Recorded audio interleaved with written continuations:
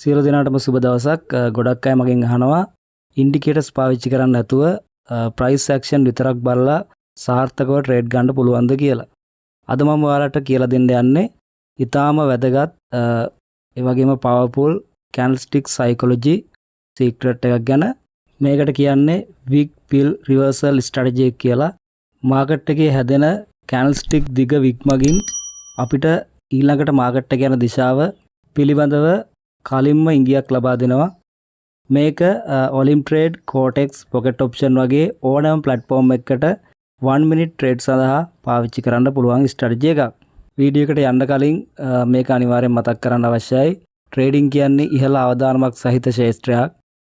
මම financial adviser කෙනෙක් නෙමෙයි.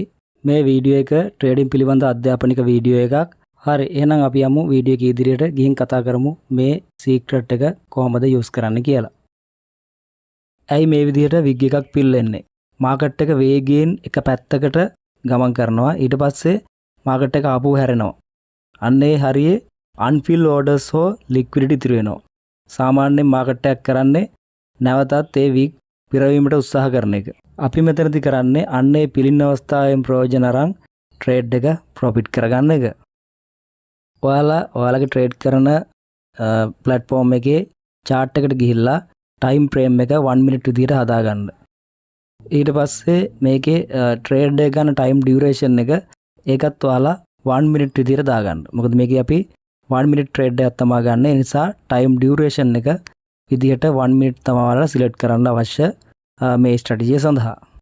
ඒ වගේම මේක ගොඩක් වැදගත්. කැන්ඩල් එකේ බොඩි එකට වඩා කැන්ඩල් එකේ විග් එක දෙගුණයක් විශාල වී තිබිය යුතුයි. මෙන්න මේ වගේ අනිවාර්යෙන් බොඩි එකේ සයිස් එකට වඩා විග් එක දෙගුණයක් විශාල වී තිබිය යුතුයි.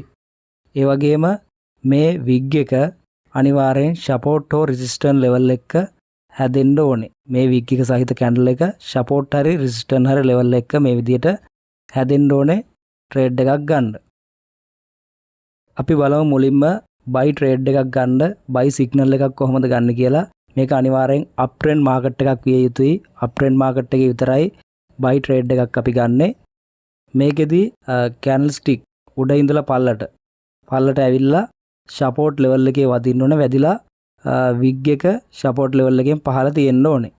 ඒ විදිහේ කැන්ඩල් එකක් හැදෙන්න ඕනේ. මේක හැම කැන්ඩල් එකක් වගේ කැන්ඩල් එකක්. ඒ විග් එක හැදුනකින් ඔයාලට පේනවා ප්‍රයිස් එක පහළට යන්න ප්‍රබල බාධාවක් තියෙනවා කියලා. මොකද ප්‍රයිස් එක පහළට යන්න යනවා, බ්‍රයින් ප්‍රෙෂර් එකක් එනවා, ප්‍රයිස් එක උඩට තල්ලු කරනවා, ඊට පස්සේ විග් එකක් හැදෙනවා. ඊට පස්සේ ඊළඟ කැන්ඩල් එක ආරම්භ වූ සැනින් අපි 1 minute අප් ට්‍රේඩ් එකක් ගන්නවා. ඒකේ අරමුණ ඒ විග් එක පුරවන්න අනිවාර්යෙන් ප්‍රයිස් එක ඉහළට යයි කියන අපේක්ෂාවෙන් තමයි අපි මේ බයි ට්‍රේඩ් එක පර්චේස් කරන්නේ. මේ තමයි බයි එකට ගන්න සිග්නල් එක. දැන් අපි බලමු සෙල් ට්‍රේඩ් එකක් ගන්න සෙල් සිග්නල් එකක් කොහොමද ගන්න කියලා. මේක අනිවාර්යෙන් ඩවුන් ට්‍රෙන්ඩ් මාකට් එකක් විය යුතුයි. ඩවුන් ට්‍රෙන්ඩ් මාකට් එකේ තමයි අපි සෙල් ට්‍රේඩ් එකක් ගන්න, ඩවුන් ට්‍රේඩ් එකක් ගන්න. ප්‍රයිස් එක උඩට ගිහිල්ලා ඉහළට දිග විග්ගයක් හදන්න ඕන. මෙන්න මේ වගේ ෂූටින් ස්ටාර් වගේ කැන්ඩල් එකක්. ඒ කැන්ඩල් එක හැදුනට පස්සේ ඊළඟ කැන්ඩල් එක ඕපන් වෙනවත් සමගම අපි ඩවුන් එකට 1 minute ට්‍රේඩ් එකක් ගන්නවා. මේ තමයි ඩවුන් එකට සිග්නල් එක ගන්න විදිය. මේ ස්ට්‍රැටජි එකේ විනින් රේට් එක වැඩි කරගන්න මේ දේවල් අනිවාර්යෙන් මතක තියාගන්න.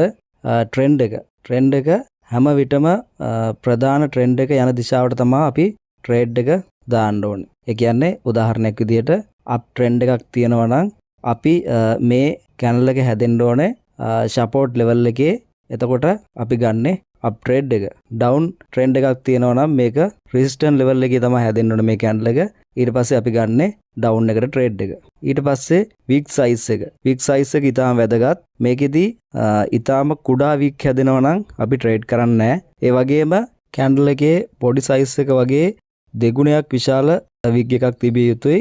අනිවාර්යෙන් පැහැදිලි තිගු විග් එකක් තිබිය යුතුයි මේකේ ට්‍රේඩ් එකක් ගන්න. ඒ වගේම forex රියල් මාකට් වල ට්‍රේඩ් කරනවා නම් අනිවාර්යෙන් නිවුස් ටයිම් යන වෙලාවල් වලදී මේ ස්ට්‍රැටජි එක පාවිච්චි කරන්න එපා.